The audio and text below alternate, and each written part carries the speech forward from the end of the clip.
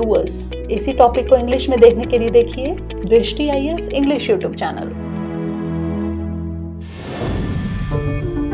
दृष्टि आईएएस के to the point programme में आपका स्वागत है। आज के एपिसोड में हम बात करेंगे भारतीय नौसेना के नए ध्वज के बारे में, लेकिन सबसे पहले जान लेते हैं कि ये टॉपिक आखिर खबरों में क्यों है। हाल ही में प्रधानमंत्री नरेंद्र मोदी ने भारत के पहले विमानवाहक पोत INS विक्रांत के प्रक्षेपण को चिन्हित करने के लिए कोच्चि में भारतीय नौसेना के नए नौसेना पताका यानी निशान का अनावरण किया।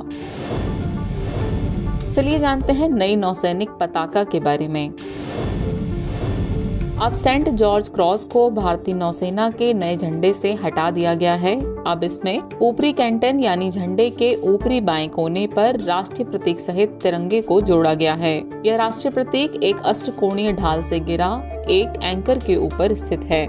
इसके नीचे भारतीय नौसेना का आदर्श वाक्य शम नो वरुणः लिखा हुआ है। राष्ट्रीय प्रतीक का अष्टकोणीय आकार 8 दिशाओं का प्रतिनिधित्व करता है, जो भारतीय नौसेना की बहुदिशात्मक पहुंच और बहुआयामी परिचालन क्षमता का प्रतीक है।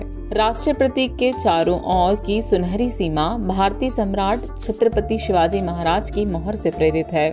गौरतलब है कि आजादी से पूर्व इसमें सेंट जॉर्ज क्रॉस के एक कोने में यूनाइटेड किंगडम का यूनियन जैक था, जिसे आजादी के बाद भारतीय ध्वज से परिवर्तित कर दिया गया।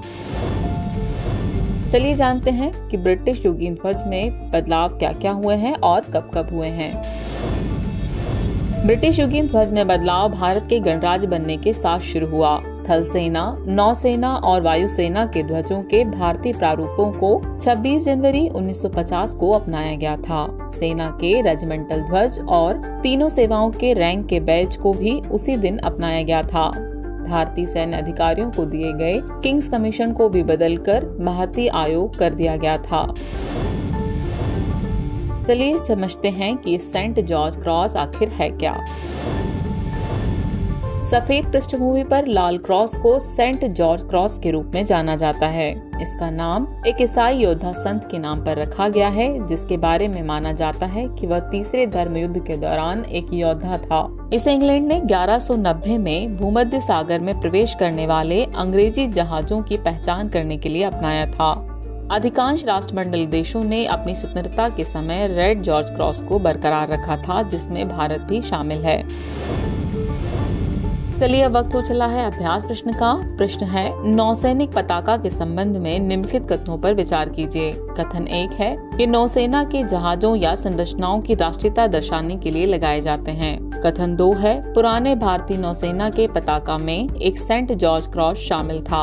उपर्युक्त कथनों में से कौन सा या कौन से सही हैं या फिर हैं? केवल 1, केवल 2, 1 और 2 दोनों, और न तो 1 न ही 2। तो व्यूअर्स, इस प्रश्न का जवाब कमेंट बॉक्स में देना न भूलें। जल्द ही मिलते हैं किसी नए टॉपिक के साथ। तब तक के लिए शुक्रिया।